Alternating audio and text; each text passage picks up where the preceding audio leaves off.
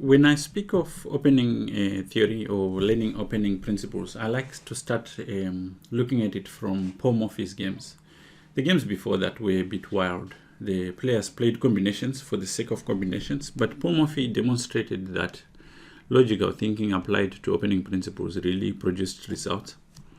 And I think one of the first games I saw where he demonstrated this was a game he played against Schulten in New York in 1857. The game started with e4, and after e5, Schulten played f4. This is the king's gambit.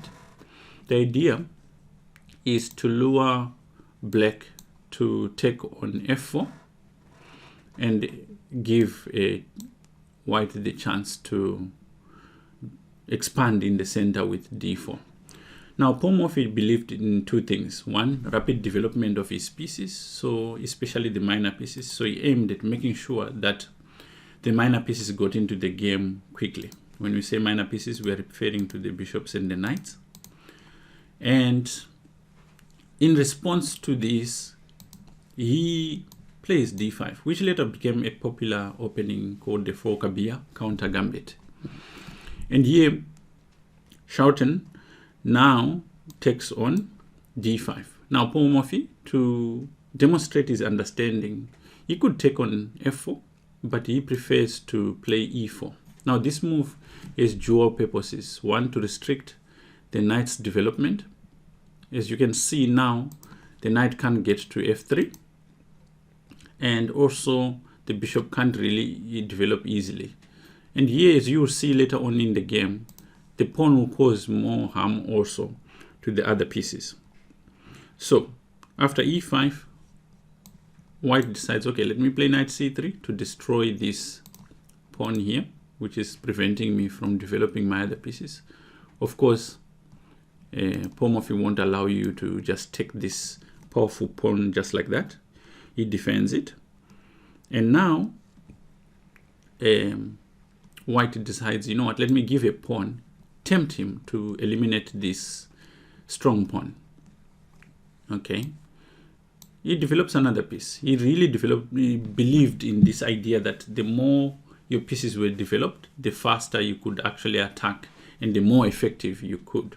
Now he pins the knight. When a piece is pinned like this, it means it can't actually do whatever it wants to do. It can't move. So white decides to unpin the knight. Now the knight can move. It can take the pawn. And here, just the moment you think, oh, everything has been balanced out, Paul Morphy comes with the move e3.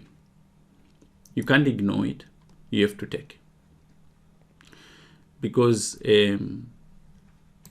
what he really wants is a setup like this, where now the knight is pinned again. And he uses this time to develop his own pieces and not wait for you to catch up. So he castles. Now he's got a few threats.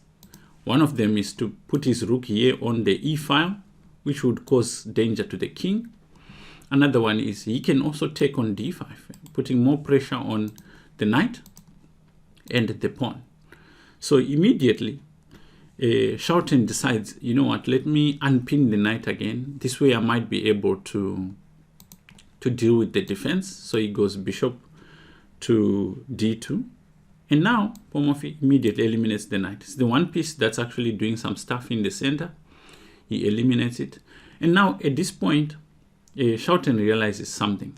In the game he took with the pawn, but he could have played bishop takes here, developing the not damaging his pawn structure, but he realized that after knight takes, not only is his bishop under threat again, the pawn on f4 is under threat, and also the rook is probably coming to the e file to say check, and very soon the bishop might be able to jump to g4. Again, all these pieces are converging on the white king. So to deal with this, what he did was he took with the pawn, b takes c3. So you would think that, well, this solves the problem, but not really, because now you notice that black's pieces are jumping into the position very quickly. Rook e1 check, rook e8 check. He defends with the bishop, and now with tempo, bishop here. Now he's threatening to take on e2, or at least put quite a lot of pressure on this position. Schulten, maybe it's not really understanding. He decides to hold on to this pawn. This is not the most critical element he needs to be dealing with. It's like he's focusing on the wrong thing. But again, the obvious stuff in this position just doesn't work. You can't play knight to f3 because after bishop takes, pawn takes, the whole position is just being destroyed. And here, not only is he threatening queen h4 check, but there's quite a lot of pressure on white. So it wasn't an easy position. He played c4, protecting. Now, to just demonstrate that Paul wasn't really worried about the pawn. He wanted his pieces into the game. He goes c6, offers him another pawn. He takes, and now knight takes. Now the danger becomes quite obvious. The knight will come to d4, and at this point, white can't actually hold the position. After king to f1, Paul Morphy proceeded with rook takes bishop and went on to win a decisive attack. My idea is to just demonstrate the opening ideas and the conflict of what's happening in the game early on. And here, Paul Morphy demonstrated exactly how his principle worked. And I really liked this when I first started playing chess, and I hope it's instructive to you as you see how these ideas develop.